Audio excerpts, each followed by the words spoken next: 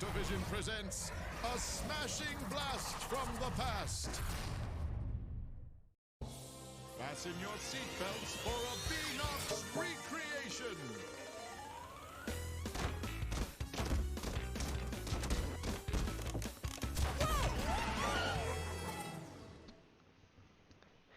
Hey everyone, how's it going? So, Crash Team Racing came out over the weekend, and I've had a few days, actually, 3 days, to go ahead and just play it.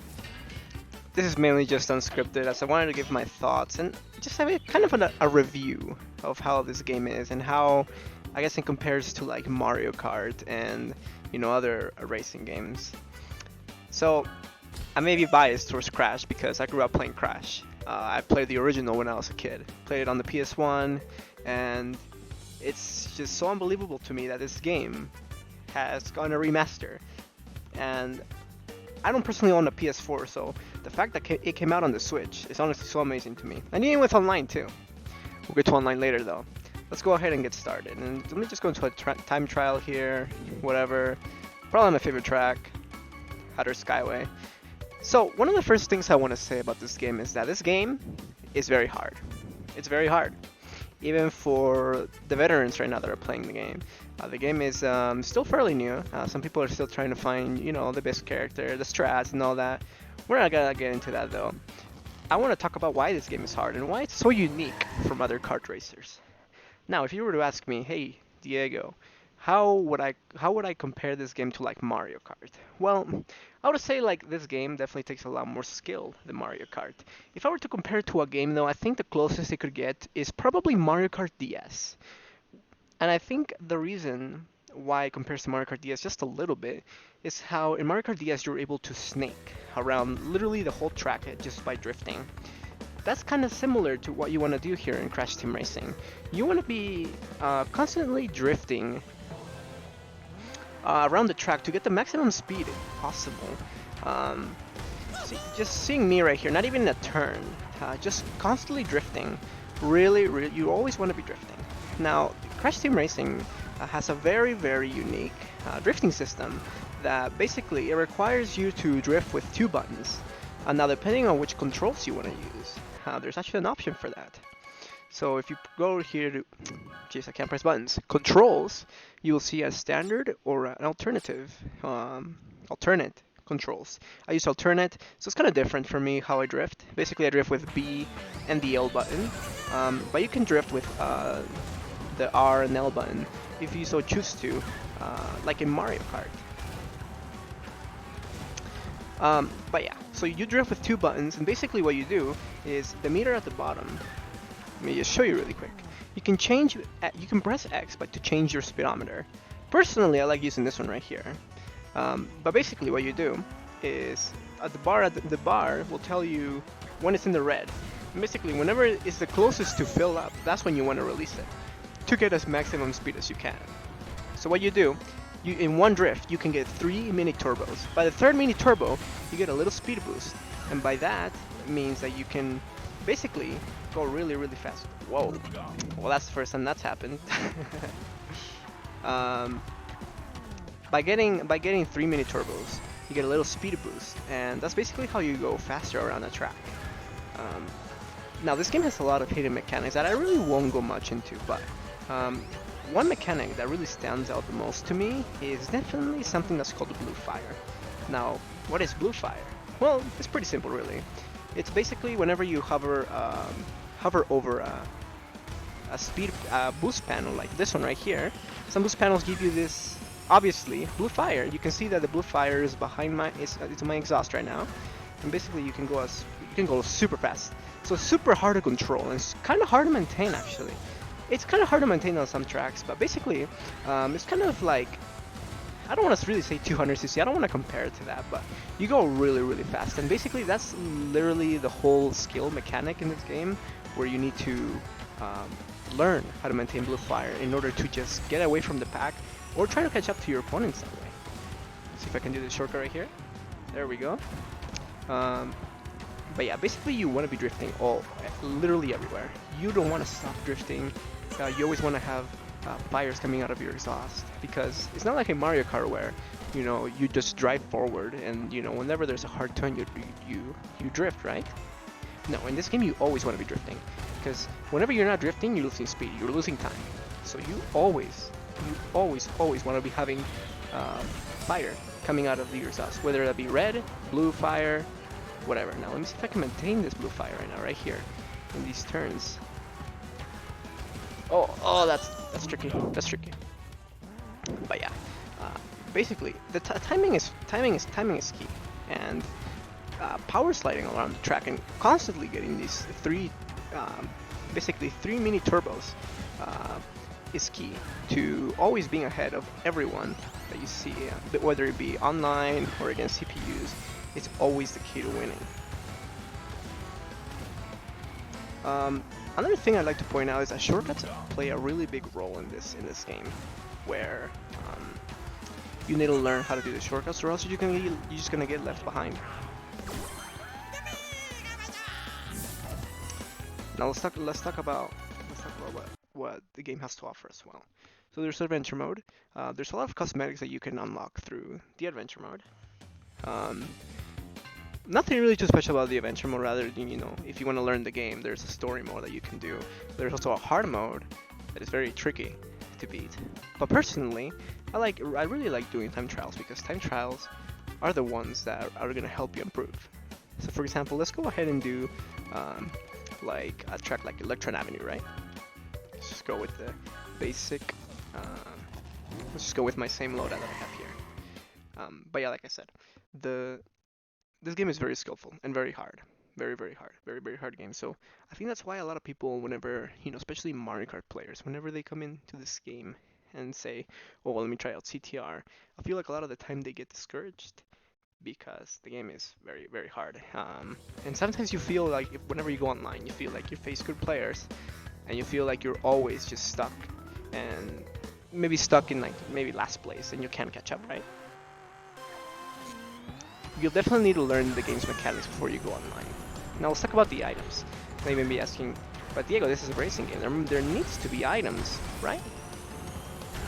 Personally, I think the items are really not that broken at all. Sometimes whenever I get hit by items online, I'm just like, okay, whatever, you know, because the items really don't make that much of a difference.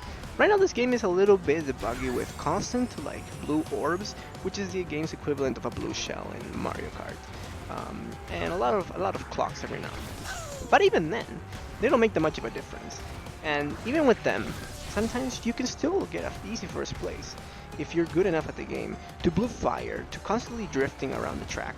It's just really up to the player's skill, not really about the items.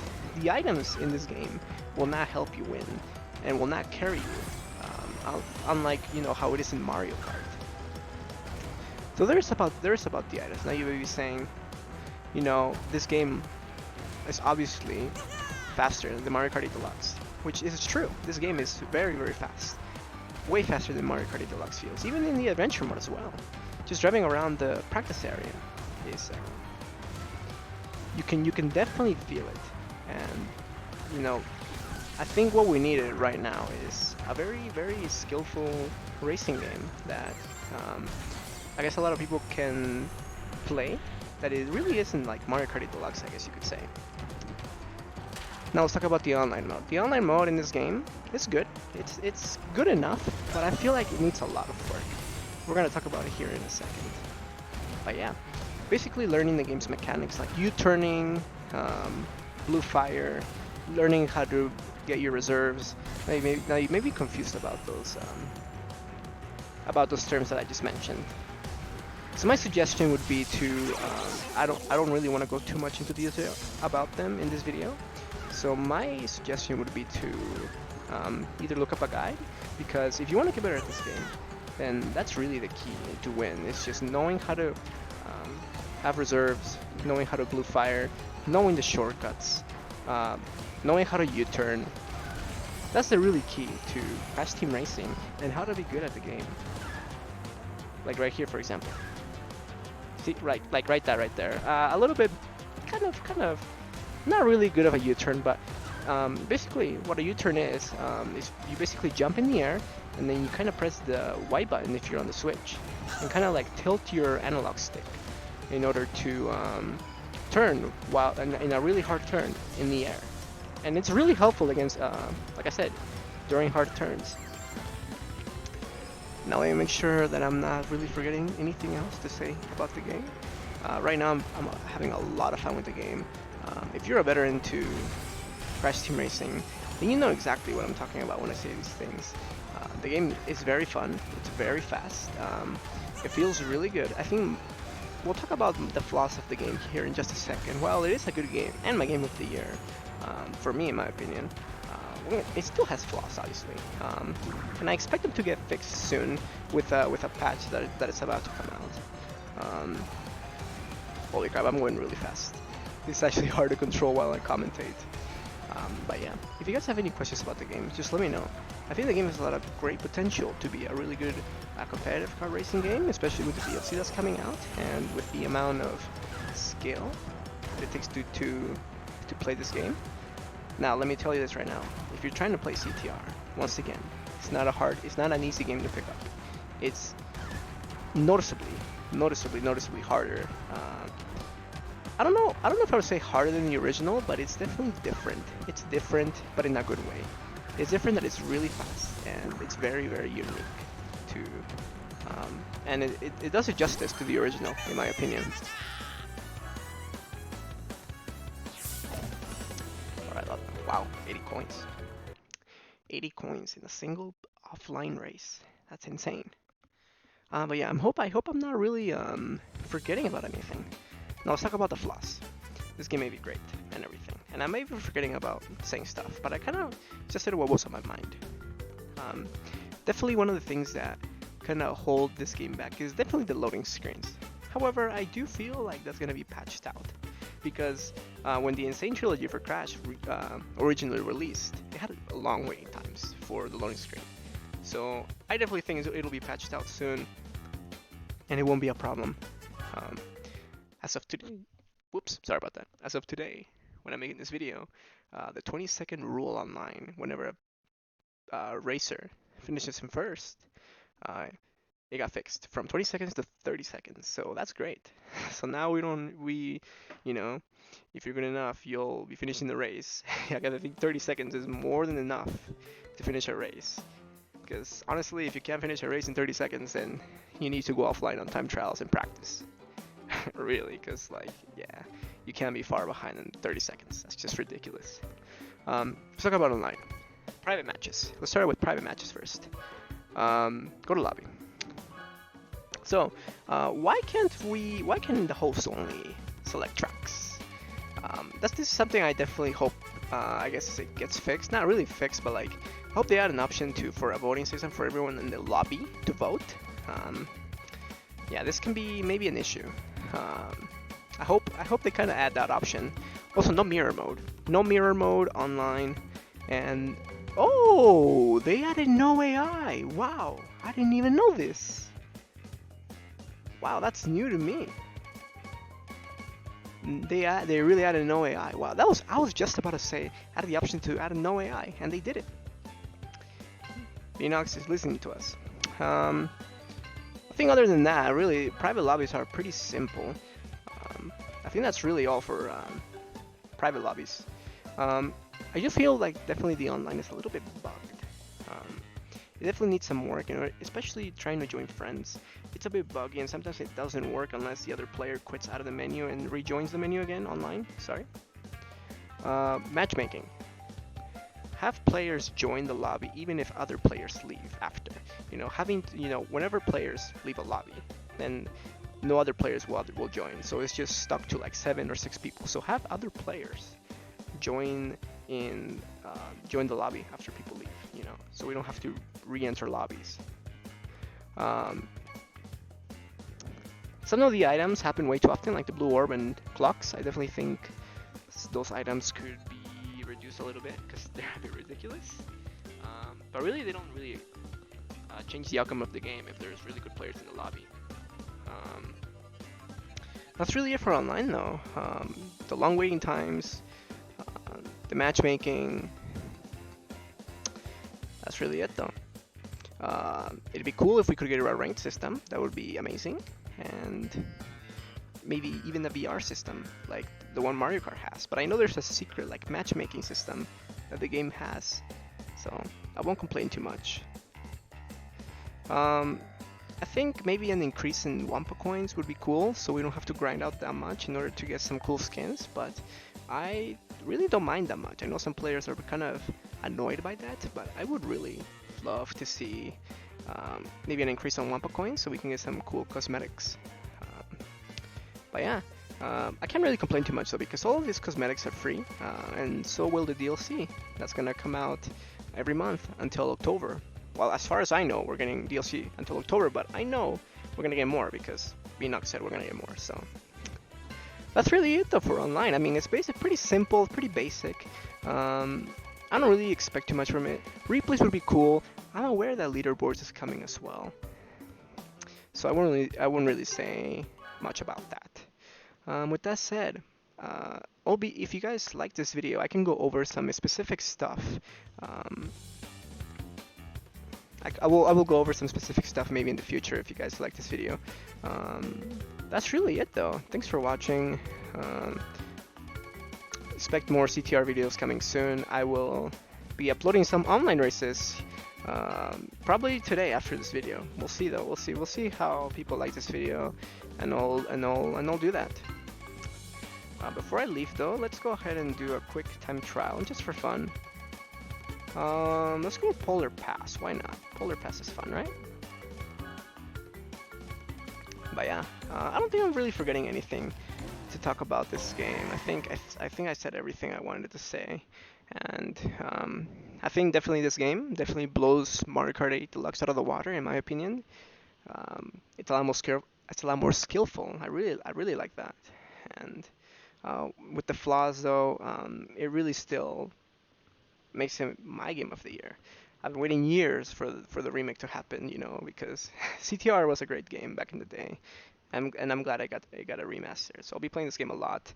I'm streaming this game a lot too on my Twitch if anyone's interested to see that. Link in the description. But yeah, I kind of want to show off to see how you want to play effectively. You want to collect 10 Wampa fruits to use your items up. Maybe I should have played a single race instead of time trials, but yeah. Let's go ahead and see how I do. This seal always gets me at the beginning, so I know kind of like not to drift there. But yeah, you always want to be drifting, guys. You always want to be drifting, getting your boosts, always waiting till the red, till the gauge fills up to the red zone, so you can get maximum speed. Because you'll see it, it's very noticeable. Always go to the boost panels, you can do the shortcuts. I like drifting a lot, so usually, like I said, you have no time to waste. If you want to win games, you always want to be drifting. Holy crap, I almost fell off right there. You always want to be drifting, you always want to getting blue fired, practicing blue fire, practicing U-turning with the brake button on the Switch, whether that be Y or the square button if you're on PS4. Learning to track shortcuts, all of that. The game is very, very deep in its mechanics. Oh no, I didn't drift, so I didn't get to keep blue fire there. That's my bad. It's okay, maybe we can get a lap too. But yeah, that's it really. I like that this game is very fast, that you have to think really fast in order to maybe react to the items, react to the boost panels, to the blue fire, to the hazards right here, the seals. Just everything about this game is honestly amazing. The tracks are very, very fun to play in. And I know it's gonna get better from here with all the speedrunners, with the community getting together, with a competitive scene building up. I hope this game succeeds, and I know right now it's probably sold very, very well. Let's see if I can get blue fire here in this last lap. Because I know I'm aware that in this track you can get blue fire and you can go really, really fast. Blue fire is basically going really, really fast. Basically reaching your maximum speed in this game. Alright, here we go. And now you may be asking, well Diego, how do you maintain blue fire? You basically, I didn't maintain it there. Basically, whenever you have blue fire, you want to be drifting in order for it to never run out. Whenever you have blue fire, keep power sliding and getting those 3 mini boost combos in order for it to never run out. If you hit a wall, or break, or just don't have any reserves, then you lose your blue fire. It's just as simple as that. And that's why I think this game will take a lot of skill, because the players who know how to maintain blue fire will get ahead of the pack really quickly, and the players that don't know how to maintain blue fire will just always get either second place, third place, you know, and the players that do know how to use blue fire, first place every time. It's just that easy. I said it's easy, but blue fire, maintaining blue fire, like I said, not an easy task to do, especially on tracks that have really tight turns. But yeah, there's that. Was that really my first? I don't think that was my best time. Yeah, my best time was 2:49 with entrance there. But yeah, that's really it, guys. If I missed anything, let me know. And see you guys in the next video for some online races. Bye-bye.